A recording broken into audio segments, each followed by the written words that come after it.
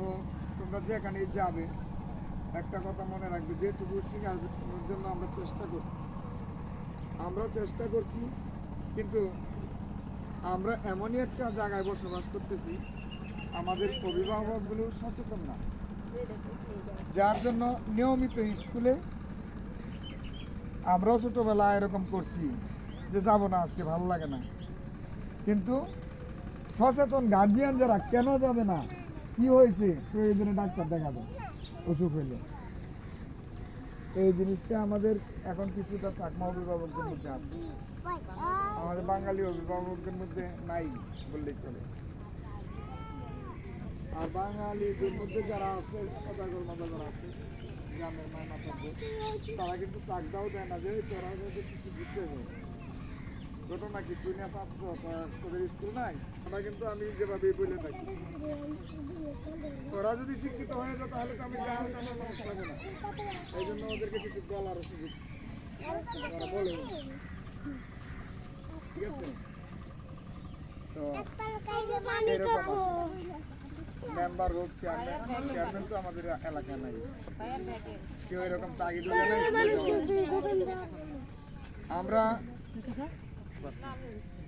আমরা পিছিয়ে আছি। কোন এক সময় বিদেশিরা বুদ্ধিজীবীদেরকে মেরে ফেলছিল। ওই কত তারিখে 14 ডিসেম্বর। আমি আমার মনে হয় এই লসটা পরবর্তীতে পোষায় যাবে।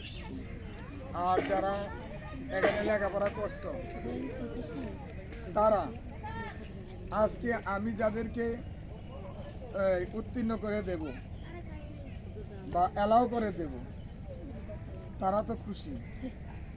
যারা অ্যালাউ হবে না তারা মা বাবার কাছে কিভাবে দেয় বলবে যে আমরা অ্যালাউ করি? তোমার মা বাবা তো কাজ কাম ফেলে রেখে তোমাকে পাঠাইছে কিছু শেখার জন্য। আমি অন্য ছাত্রদের বলতেছি, পরীক্ষা শেষে যায় বলবা মা বাবাকে অ্যালাউ করবে। কেন বলবো না? তুমি অ্যাক্টিভ ছিল না, এই জন্য। কিন্তু শিক্ষক চেষ্টা করছে, আর তারা নিজেরা কষ্ট পাচ্ছে। সেই সময়টা তুমি কাজে লাগাও না, সামনের দিকে কাজে লাগাই। হাই স্কুলে যারা যাবে তাদের জন্য যেন আমাদের মন করে রিডিং করার চেষ্টা করবা। আর বেসিক ধারণা যেটা গণিতের যোগ বিয়োগ গুণ ভাগ, এই চারটে বেসিক ধারণা সবসময় শিখবা, যেগুলি আমরা শিখাইতে পারছি না।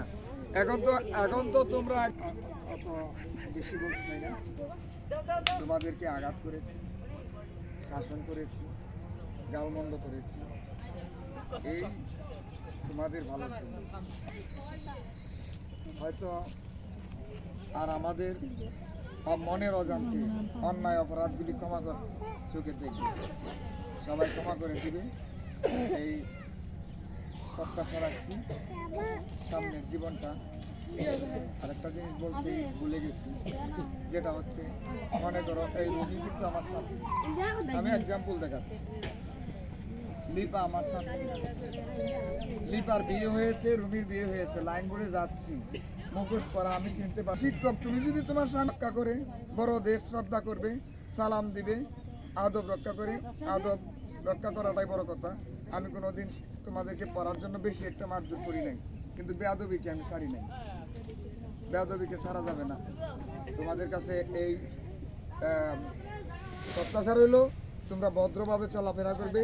তোমাদের দেখে যেন অন্য একজন অশিক্ষিত ছেলে বুঝতে পারে যে ওরা শিক্ষা গ্রহণ করছে, এই জন্য নাগরিক হয়ে সারা বিশ্বে বিচরণ করো, এই দেশকে পরিচালনা করো, এই প্রত্যাশা, এই আহ্বান থেকে তোমাদের আশীর্বাদ করে, মঙ্গল কামনা করে আমি শেষ করছি। আল্লাহ হাফেজ।